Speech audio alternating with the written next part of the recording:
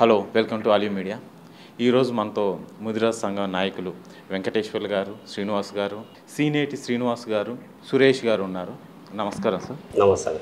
చెప్పండి సార్, అది ముదిరాజుల సమస్య ముఖ్యంగా ఎక్కడ చూసినా మీదే యూట్యూబ్లో కానీ కొన్ని సంఘాల నాయకులు కానీ ఉద్యమం చేస్తున్నారు.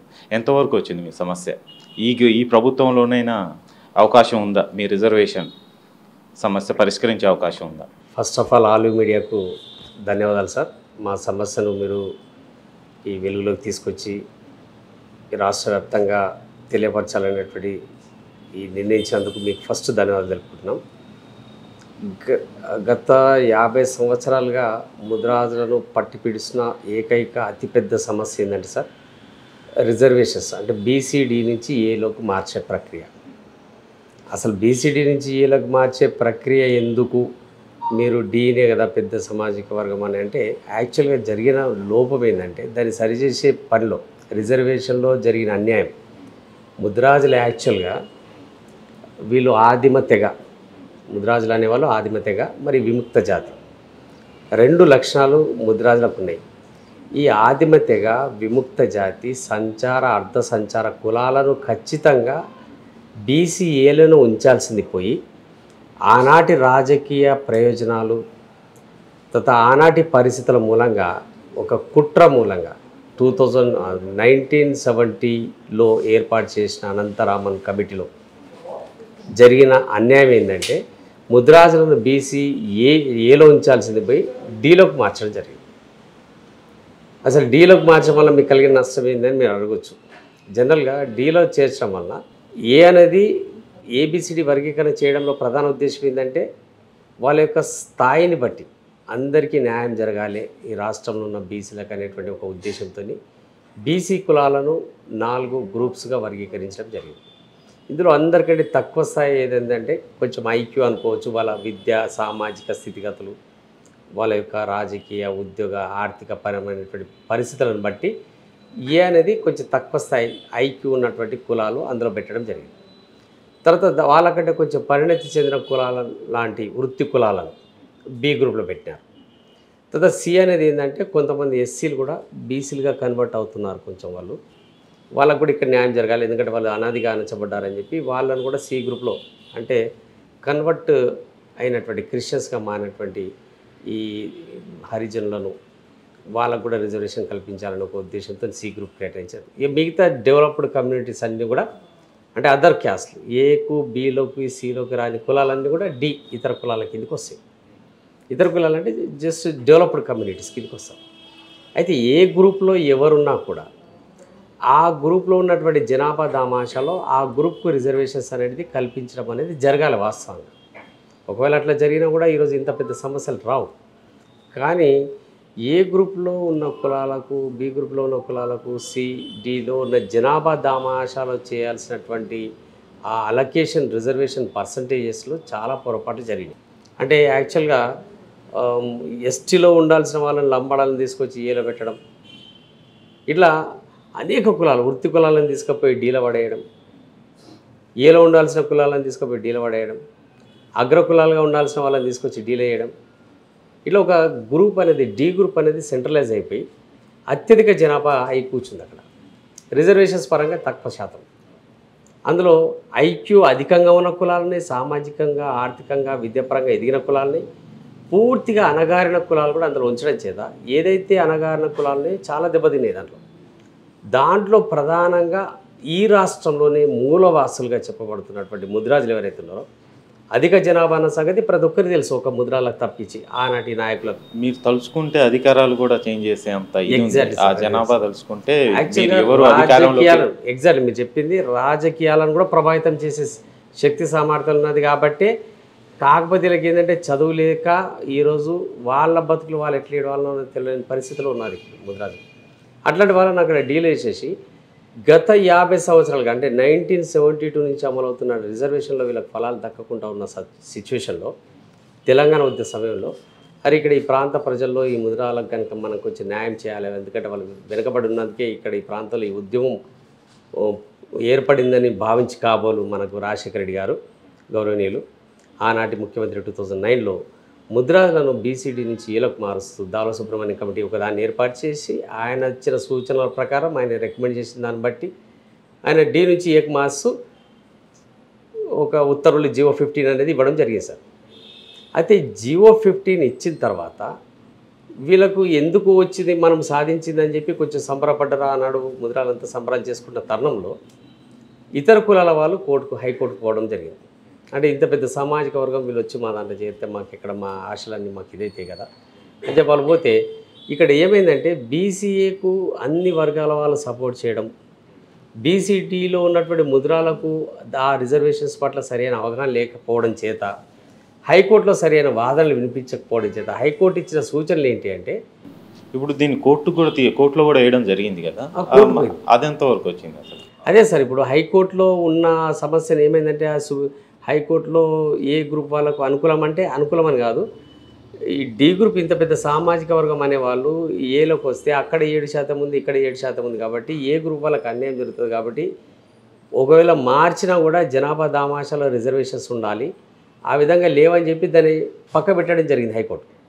తిరిగి దాన్ని ఛాలెంజ్ చేస్తూ రాష్ట్ర ప్రభుత్వమే ఆనాటి రోషయ్య గవర్నమెంట్ ఏం చేసిందంటే, రోషయ్య గారి గవర్నమెంట్ సుప్రీంకోర్టు పోయినారు, వీళ్ళకు ఇవ్వాల్సిందే బీసీడీ నుంచి ఇవ్వాలని చెప్పి ప్రభుత్వం పోయింది. ప్రభుత్వంతో పాటు కొన్ని కుల సంఘాలు, ముద్రా సంబంధించిన కుల సంఘాలు అక్కడ ఇంప్లీట్ కావడం జరిగింది. 2010 నుంచి లాస్ట్ ఇయర్ 2023 వరకు కూడా ఆ సమస్య అక్కడే నాంతూ వచ్చింది.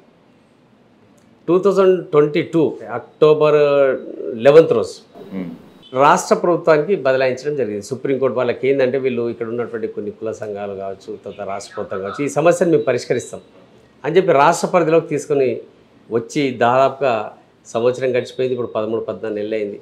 దాన్ని పరిష్కరించకుండా, దాని గురించి మాట్లాడకుండా మేము అనేకసార్లు ముద్రా సంక్షేమ సమితి, నేను రాష్ట్ర అధ్యక్షుని, ముద్రా సంక్షేమ సమితి రాష్ట్ర అధ్యక్షుని అల్లదుర్గం సురేష్ ముద్రాజ్, మాతో పాటు అనేక మంది మేము అనేకసార్లు బీసీ కమిషన్ పోయి అడిగినా కూడా అక్కడ ఎలాంటి స్పందన కరువవడం, అంటే ఇక్కడ బ్యూరోక్రాట్సే దీన్ని అణిచిపెడుతున్నారని ఒక సందేహం కలగకపోయినారు. ఆనాటి నాయకత్వంలో అంటే గత మాజీ ముఖ్యమంత్రి గౌరవనీయులు కల్వకుంట్ల చంద్రశేఖరరావు గారి దృష్టికి తీసుకుపోలేదా వీళ్ళు అనే సందేహం వస్తుంది. ఎందుకంటే ఇప్పుడు ఈ ప్రభుత్వం ఏర్పడినా కూడా దాని ఊసు లేకుండానే ఇప్పుడు జరుగుతూ ఉన్నది. బీసీ ఏ సమస్య అట్లనే నానుస్తూ ఉన్నారు ఇంకా బీసీ కమిషన్లో. ఇది టీఆర్ఎస్ ప్రభుత్వంలో కూడా బలమైన నాయకులు ఉన్నారు వెంకటేశ్వర గారు. బీఆర్ఎస్ ప్రభుత్వంలో కూడా బలమైన నాయకులు ఉన్నారు. వాళ్ళు ఏమి మీ సమస్య దృష్టికి తీసుకెళ్లేదా? మీ ముదిరాజు నాయకులు ఉన్నారు కదా బీఆర్ఎస్లో కూడా, వాళ్ళ సపోర్ట్ లేదా మీకు? ముందుగా నమస్కారం మీ మీడియా మిత్రులకు. నా పేరు పొట్లకాయల వెంకటేశ్వర ముదిరాజ్. ఈరోజు సమస్య అనేది ఈ రిజర్వేషన్ సమస్య అన్ని సంఘ నాయకులు చెప్తున్నారు, చేస్తున్నామని. కోర్టులో మేము ఇంత డబ్బు ఖర్చు పెట్టి మేము ఆందాక తీసుకొచ్చినామని చెప్తున్నారు. కానీ ప్రభుత్వంలో ఉన్న నాయకులన్న సురేష్ అన్న గారు అన్నట్టు ముఖ్యమంత్రి గారి దృష్టికి తీసుకెళ్ళి ఈ సమస్య మీద వాళ్ళు అప్పుడే గట్టిగా పోరాటం చేస్తే ఈ సమస్య ఎప్పుడో పరిష్కారం అయ్యేది. ఈ రిజర్వేషన్ వల్ల ఈ జాతి కూడా ఎంతో ఉపయోగపడేది. కానీ అది ఎందుకో మరి ఏ విధంగా పొరపాటు జరిగిందో కానీ సీఎం దృష్టి దాకా వెళ్ళనట్టుంది ఈ సమస్య. లేనిపోతే బీసీ కమిషన్ ఏర్పాటు చేసి సురేష్ ఎన్నోసార్లు అక్కడ వెళ్ళి రిప్రజెంటేషన్ చేయడం అన్నీ జరిగినాయి. కానీ అది ఆలోచిస్తున్నట్టు మరి ఏందో ఇప్పుడన్నా రేవంత్ రెడ్డి గారు ముఖ్యమంత్రి అయిన తర్వాత ఎలక్షన్ మేనిఫెస్టోలో పెట్టారు. ఇది ఇంతకుముందు ఇచ్చిన జీవోనే, మళ్ళీ జీవో ఇవ్వని అవసరం కూడా లేదు. కానీ దాని మీద దృష్టి పెట్టి తొందరగా అది ఒకటి ఇంప్లిమెంట్ చేస్తే బాగుంటుందని. గత ప్రభుత్వం బీఆర్ఎస్ ప్రభుత్వానికి ముదిరాజులో ఓట్లు పడలేదని టాక్ వినిపిస్తుంది.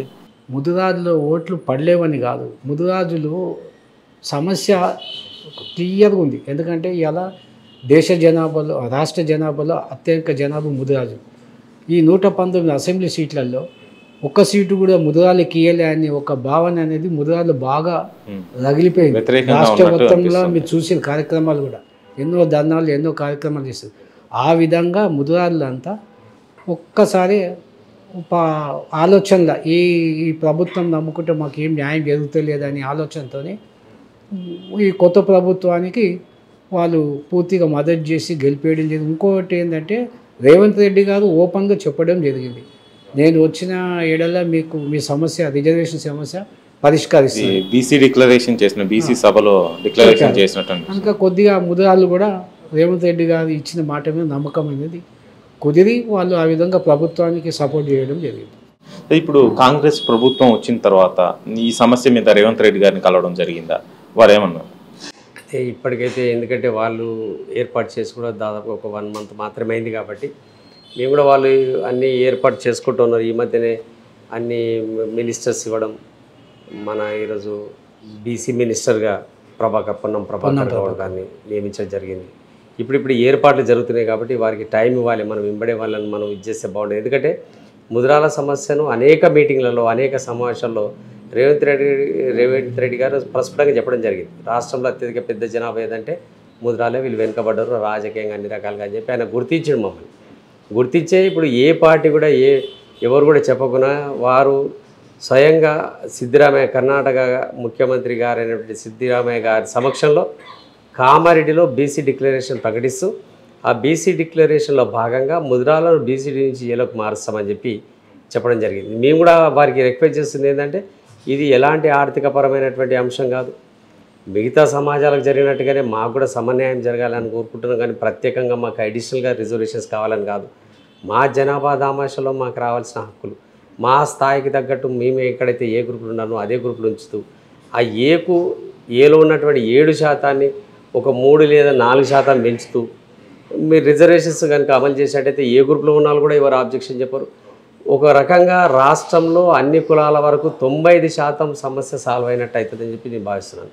మీరు ఇంతకుముందు ఒక ప్రశ్న అడిగినారు, మీరు గతంలో మీరు ముదిరాజులు గత ప్రభుత్వానికి వ్యతిరేకంగా పడ్డాయని అయితే ఎందుకంటే సార్ అది ఎగ్జాక్ట్లీ మీరు చెప్పింది. అయితే ముదిరాజుల్లో ఈ ఏదైతే ఈ అసంతృప్తి నెలకొన్నదో ఈ రిజర్వేషన్స్ మాకు జరగట్లేదు, మాకు విద్య దక్కట్లేదు, ఉద్యోగాలు రావట్లేదు, ఆర్థిక ప్రయోజనాలు లేవు అనేది ఈవెన్ సర్వేలకు సైతం చిక్కకుండా ఎలక్షన్స్ ప్రకటించిన తర్వాత బయటికి రావడం గత ముఖ్యమంత్రి రాజకీయ ఉద్దండు, ఆయన రాజకీయాలను ఆరితేరినటువంటి వ్యక్తిగా చెప్పుకునే గౌరవనీయులు కల్వకుంట్ల చంద్రశేఖరరావు గారికి కూడా సైతం అంతుబట్టని విధంగా రాజకీయంలో యొక్క రూపురేఖలు మారిపోయినాయి అనడంలో ఫస్ట్ ముదిరాలే ప్రధాన పాత్ర వహించారు. ఆ తర్వాత నిరుద్యోగులు అని చెప్పి ఇంకా ఇతరత్ర ఉద్యోగులు అని చెప్పి రకరకాల కారణాలు బయటకు వచ్చినాయి. కానీ ఫస్ట్ అయితే రాజకీయంగా సంచలనాన్ని సృష్టించింది మాత్రం ముదిరాలు ఏ వైపు మొగ్గు చూపుతారనేది సందేహమే. అయితే ముదిరాజుల ప్రభావం ఎక్కడైతే ఉందో అక్కడ బీజేపీ గెలవడం మీరు బాగా గమనించండి. ఆదిలాబాద్ కావచ్చు, కరీంనగర్ సైడ్ కావచ్చు, అక్కడ వరంగల్ కావచ్చు, ఈ ప్రాంతం అంతా కూడా సమూలంగా బీజేపీ రావడం లేదా కాంగ్రెస్కి రావడం అనేది జరిగినాయి. ఆ ప్రాంతంలో బాగా దెబ్బతినేది ఒక హైదరాబాద్ నగరంలో తప్పించి, హైదరాబాద్ నగరంలో ఉన్న ముదిరాల శాతం తక్కువ ఉంది కాబట్టి ఈ హైదరాబాదు తర్వాత మెదక్లో ఉన్నప్పటికీ కొంచెం మెదక్లో అమాయకులు చాలామంది ముదిరాలకు వాళ్ళ ఇంకా వాస్తవ పరిస్థితి ఇంకా అర్థం కాలేదు కాబట్టి అక్కడ కొంత నిలదొక్కుని కొన్ని సీట్లు అనేది సాధించగలిగింది. కానీ ముదిరాజుల యొక్క ప్రభావం గత ఎన్నికల్లో కూడా చూపించిందనడంలో ఎలాంటి సందేహం లేదు. శ్రీనివాస్ గారు, ఇది కుల సంఘాలు అన్నీ ఏకతాటిగా ఈ సమస్య మీద పోరాడట్లేదా, లేదంటే రాజకీయ నాయకులు వీళ్ళకి సపోర్ట్ చేయట్లేదా? ఎందుకు కుల సంఘాలు అనేటువంటి రాజీ పడుతున్నాయా, ఏకాభిప్రాయంతో ముందుకు ఉద్యమాలు చేసి సాధించుకుంటున్నాయని ప్రశ్నార్థకంగా ముద్దాల సమాజం నెలకొంది. ఇప్పుడు ముందుగా మా సమస్యను మీరు గుర్తించినందుకు మీకు ప్రత్యేక కృతజ్ఞతలు. మా రాష్ట్ర నాయకుడు ముదిరాజ సంక్షేమ సమితి అల్లాదుర్గం సురేష్ గారు ఆధ్వర్యంలో ముదిరాజుల గుండె చప్పుడుగా ప్రభుత్వానికి వినిపిస్తున్నాం. గత ప్రభుత్వాలు మమ్మల్ని అన్ని తీరులు తొక్కేసింది. మరి మా వ్యవస్థలు ఏం చేస్తున్నాయి? కుల సంఘ వ్యవస్థలు అంటే తూతు మంత్రం తుమ్మకాయ అన్నట్టుగానే ఉంటుంది తప్ప సమస్య పట్ల స్పందించి నొప్పి ఎక్కడైంది అక్కడ మందు పెట్టే పరిస్థితి లేదు. ఇది మాకు సామాన్య ముదిరాజుగా ఊర్లలో గ్రామీణ వాతావరణం అదంతా కూడా మాకు ఎవరు దిక్కులేని పరిస్థితిలో ఉన్నాం. జాతి కోసం పనిచేసే ఒక బలమైన సంఘం ఏదైనా ఉందంటే అది ముదిరాజ సంక్షేమ సమితిగా మేము గుర్తిస్తున్నాం. ఈరోజు దాని పట్ల ఎన్నో ఉద్యమాలు చేసాం. ప్రతిసారి బీసీ కమిషన్ ముట్టడి చేసినాం, బీసీ కమిషన్ ప్రిన్సిపల్ సెక్రటరీ గారిని కలిసినప్పుడు వివిధ ఎమ్మెల్యేలకు ఎంపీలకు రిప్రజెంటేషన్స్ ఇచ్చినాం. మా బలమైన కోరిక బీసీఏ రిజర్వేషన్ జీవో 15 అమలు చేయాలి. అప్పటి ప్రభుత్వం ఏం చేసింది? గత ప్రభుత్వం ఇక చేస్తామని ట్రిపుల్ టెస్ట్ అని అదని ఇదని పెట్టింది, మభ్యపెట్టింది, ఓట్లనే దండుకునే లక్ష్యంతో మళ్ళీ అధికారం రావడం కోసం ప్రయత్నం చేసినప్పటికి కూడా మా ముదిరాలకు ఒరిగింది ఏం లేదు. తర్వాత క్రమంలో ఎప్పుడైతే కాంగ్రెస్ పార్టీ అధికారం రావడం కోసం ముదిరాలను ఖచ్చితంగా బీసీఏలో చేరుస్తాం, జీవో 15 అమలు చేస్తామని చెప్పిందో మా బలమైన వెనుకబడిన సామాజిక వర్గం ఆ పార్టీకి సపోర్ట్ చేసింది, ఈరోజు గెలిపించింది. రేవంత్ రెడ్డి గారు ఇచ్చిన మాట నిలబెట్టుకోవడం కోసం ఈ ప్రభుత్వం సంపూర్ణ రూపం దాల్చినాక వితిన్ షార్ట్ పీరియడ్లో అమలు చేయాల్సిన బాధ్యత ఉంది. చేస్తే మా కోరిక నెరవేరుతుంది సార్. విద్య పరంగా ఈ పోటీ ప్రపంచంలో, ఈ ఆర్థిక సమాజంలో నలిగిపోయింది. మరి నలిగిపోయి వెనుకబడిన సామాజిక వర్గాన్ని అభివృద్ధిలోకి రావాలంటే విద్య మూల కారణం. ఆ విద్యా అవకాశాలు కావాలంటున్నాం. 1970 నుంచి అనంతరామన్ కమిటీ రిపోర్ట్ అమలైన కాంచెలు కూడా సుమారు 57 సంవత్సరాలుగా విద్యా అవకాశాలకు దూరమైన గ్రామీణ వాతావరణంలో జీవిస్తున్నాం. అర్ధ సంచార జాతులుగా, విముక్త జాతులుగా, ఆదిమ తెగలుగా ఉన్నాం. ఈ ప్రాంత మూలవాసులు ఉన్నప్పుడు మా మీదనే అత్యాచారాలు, ఆగాత్యాలు, గ్రామ బహిష్కరణలు, దేవాలయ బహిష్కరణ జరిగింది. మాకెంత బాధ అనిపిస్తుంది.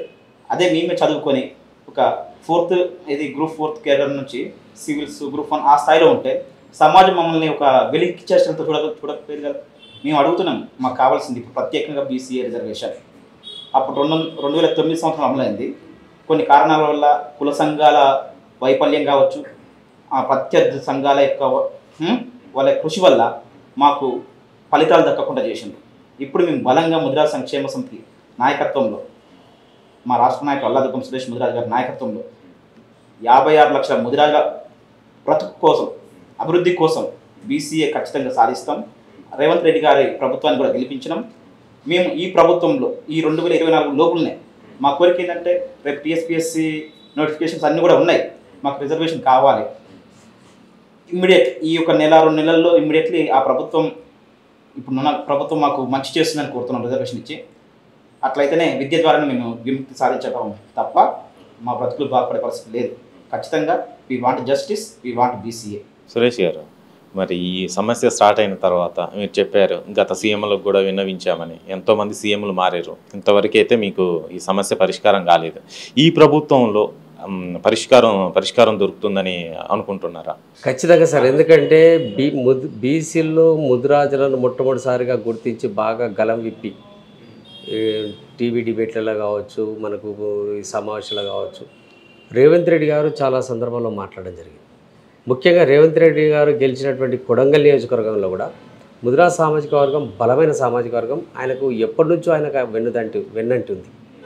అసలు అక్కడ ముదిరాలో ఏకపక్షంగా ఇంకొక ముదిరా క్యాండిడేట్ నిలబడ్డా ఆయనకు నా మాత్రం ఒక 3-4 వేల ఓట్లు మాత్రమే పడడం జరిగింది. ఎంత ఫీలింగ్ ఉన్నా కూడా, అంటే ఎక్కువ మటుకు ముదిరాలంతా కూడా రేవంత్ రెడ్డి గారు వెంటనే ఉన్నారు. అయితే ఒకటి ఇక్కడ ఏంటంటే సార్, ఇక్కడ మాకు డౌట్ ఏంటంటే, ఇక్కడ నాయకులు సరైన దిశలో ఆలోచిస్తున్నప్పటికీ ఈ బ్యూరోక్రాట్స్ వ్యవస్థ మీద మాకు అనుమానాలు వస్తాయి. ఎందుకంటే ఈ బ్యూరోక్రాట్స్లో ముదిరాజులు లేకపోవడం, ఈ అధికారుల స్థాయిలో కావచ్చు, ఈ రెవెన్యూ వ్యవస్థలో కావచ్చు, తర్వాత ఈ పోలీస్ వ్యవస్థలో కావచ్చు, ముదిరాజులు లేకపోవడం. ఎందుకంటే రిజర్వేషన్స్ అమలు కాలేవు కాబట్టి మా జనాభా దామాషలో అసలు మాకు ఈ హయ్యర్ క్యాడర్లో అసలు మా వాళ్ళు లేరు. ఉన్న వాళ్ళని అదిమి పట్టి ఉంచడం లాంటివి ఈ బ్యూరోక్రాట్సే కనుక దీన్ని కనుక మిస్గైడ్ చేస్తున్నారు ఆ రాజకీయ నాయకుల దగ్గర అనేది మాకు పెద్ద డౌట్ వస్తుంది. ఏదైనా పాలకులు సార్ ఈరోజు ఈ ప్రాంతంలో ప్రజలు సుఖంగా ఉండాలని కోరుకుంటాం. 15% జనాభాగా ఉన్నటువంటి ముదిరాజులు ఈరోజు ఎంత దరిద్రమైనటువంటి స్థితిలో జీవిస్తున్నారంటే ఈ పాలకుల కళ్ళ కనబడట్లేదా అని చెప్పి మాకు పెద్ద డౌట్గా మారుతాం. ఒకవేళ ఈ సమస్య కనుక తీర్చినట్టయితే, ఎందుకంటే రాబోయే ఇప్పుడు ఈ 1-2 మంత్స్లో ఈ మనకి జాబ్ క్యాలెండర్ ప్రకటిస్తామని చెప్తే అంటున్నారు. టీఎస్పీఎస్సీ ప్రక్షాళన జరుగుతుంది. టీఎస్పీఎస్సీ ప్రక్షాళన కంటే ముందు ఈ ముదిరాజుల కంటే 15% జనాభా, నాట్ ఓన్లీ 15% జనాభా ముదిరాలకే కాదు, డి గ్రూప్లో ఉన్నటువంటి ఇతర కులాల వాళ్ళకు కూడా మేలు జరుగుతుంది. ఎందుకంటే ఒక సామాజిక వర్గం అక్కడి నుంచి ఇక్కడ వచ్చిందంటే అక్కడ కొంత వెలితి ఏర్పడుతుంది, అక్కడ ఉన్నటువంటి మరికొన్ని కులాలు కూడా లాభపడే అవకాశం ఉంటుంది.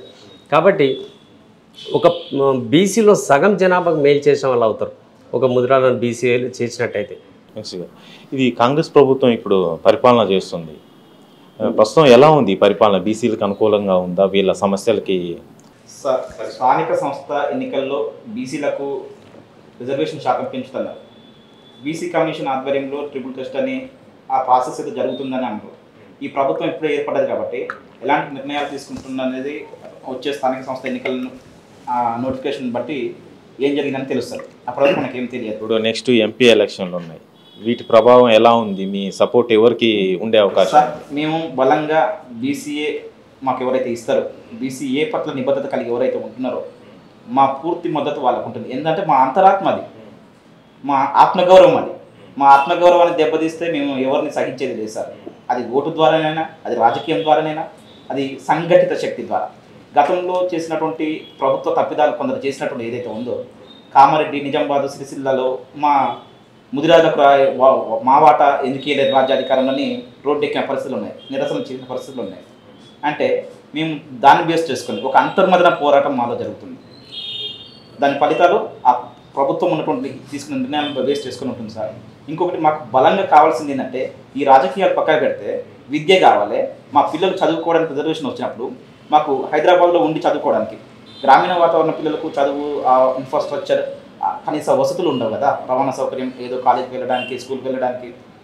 మాకు హాస్టల్ కావాలి హైదరాబాద్లో, ఒక 5 అంతస్తుల బిల్డింగ్ తోటి. అశోక్ నగర్ కానీ ఫేమస్ కోచింగ్ సెంటర్స్ ఎక్కడైతే ఉంటాయో అక్కడ హాస్టల్ సౌకర్యం వస్తే రిజర్వేషన్తో పాటు మా బ్రతుకులు బాగుపడతాయి. విద్యాపరంగా మేము అన్ని రంగాల్లో రాణించగలుగుతాం. ఇక సామాజిక వెనుకబడతనం, బహిష్కరణలు ఇవన్నీ ఉండవు. మేము కూడా రైట్ టు ఈక్వాలిటీ, రాజ్యాంగం మాకెందుకు వర్తించదు? మాకే ఈ మోసమా? ఆధిపత్య వర్గాల శాపమా ఇది?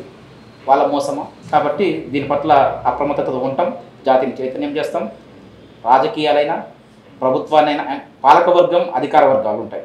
ఈ రెండింటిని సమానంగా పరిశీలన చేసుకుంటూ మాకు కావాల్సిన హక్కుల కోసం మేము ప్రయత్నం చేస్తాం సార్. వెంకటేశ్వర గారు, సో ముఖ్యంగా మీరు చూస్తే ఇప్పుడు కాంగ్రెస్ ప్రభుత్వం మీదనే మీ హోప్స్ అన్ని ఉన్నట్లు అనిపిస్తుంది. ఒకవేళ ఇది చేయని పక్షంలో మీ కార్యాచరణ ఎలా ఉండబోతుంది?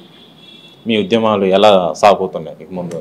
ఖచ్చితంగా ఏమంటే మాకు రేవంత్ రెడ్డి గారి మీద ఖచ్చితంగా నమ్మకం ఉంది. ఎందుకంటే తానే మాకు వాగ్దానం చేసిండు, ఎలక్షన్లోనే ఇచ్చిండు కనుక ముదిరాజుల సమస్య పరిష్కరిస్తాన తర్వాత ఇవాళ రాజ్యాధికారంకి రావడం జరిగింది. వాళ్ళు అన్నీ చూసిండ్రు కనుక ఈ నోటిఫికేషన్ రాకముందే ఈ సమస్య పరిష్కరిస్తుందని చెప్పి మేమైతే ఆశ ఖచ్చితంగా ఉంది. ఎందుకంటే వాళ్ళకు కూడా తెలుసు ఈ సమస్య పరిష్కరిస్తే ఇంత పెద్ద జనాభా ఉంది కనుక మళ్ళీ ఓటు రూపంగా మాకు రావచ్చు అనే ఆలోచనలు కూడా వాళ్ళు ఉన్నారు.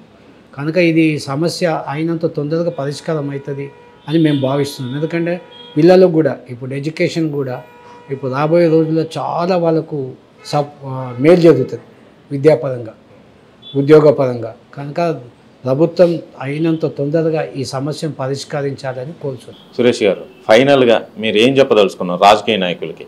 సార్ మీరు ఇంతకుముందు అడిగారు, మీరు ఖచ్చితంగా ఇది రేవంత్ రెడ్డి గారికి ఇది ఒక గొప్ప అవకాశం సార్.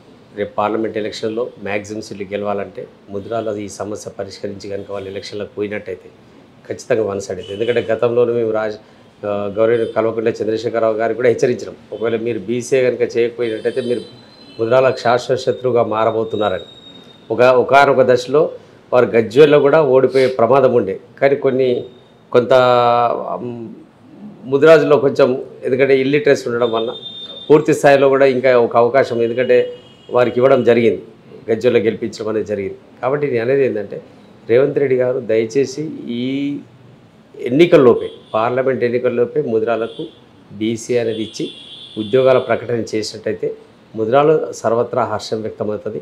ఇప్పుడే ఉన్న పలంగా ఉద్యోగాలు మాకు వస్తే మా స్థాయిలో మేము కొడతామని కాదు, ఏ గ్రూప్ వాళ్ళని కూడా తట్టుకునే శక్తి సామర్థ్యాలు ఇప్పుడు ముదిరాజులకు లేవు. అయినా రాను మనకు ఒక విద్యా అవకాశాలు మాత్రం మాకు లభించే అవకాశం ఉంటుంది. ఇప్పుడు మెడిసిన్ కావచ్చు, ఇంజనీరింగ్ కావచ్చు, రెసిడెన్షియల్ స్కూల్స్ కావచ్చు, ఇతరత్ర అనేక రంగాల్లో మాకు అవకాశం ఉంది. ఇంకోటి ఈ ఫైనాన్షియల్ బర్డన్ లేనటువంటి సమస్య ఇది రాజకీయ నాయకులకు అతిపెద్ద సమస్య, ఫైనాన్షియల్ బర్డన్ లేనటువంటి సమస్య. కాబట్టి చాలా సింపుల్గా సాల్వ్ అయ్యే సమస్య. ఏలో కనుక రిజర్వేషన్ శాతాన్ని పెంచి ముదిరాలను చేరిస్తే ఎక్కడ కూడా ఏ కులం కూడా ఆబ్జెక్షన్ చెప్పదు, ఏ కోర్టు కూడా ఆబ్జెక్షన్ చెప్పు. సమస్యను చాలా ఉన్న పలంగా సాల్వ్ చేసేటువంటి అవకాశం ఉంది. కాబట్టి ఇది ఒక గొప్ప అవకాశంగా రేవంత్ రెడ్డి గారు భావించాలని చెప్పి వారికి మరొకసారి ముదిరా సంక్షేమ సమితి ద్వారా వాళ్ళకు విన్నవిస్తూ ఈ సమస్యను తక్షణమే పరిష్కరించాలని కోరుతాను ముదిరాల పక్షాన, రాష్ట్ర ముదిరాల పక్షాన. సరే, ఈ సమస్య చాలా రోజుల నుంచి, చాలా సంవత్సరాల నుండి నలుగుతూ ఉంది. సరే, ఈ ప్రభుత్వంలోనైనా మీకు ఈ సమస్య పరిష్కారం కావాలని కోరుకుంటూ సెలవు తీసుకుంటున్నాను. Thank you Darshan.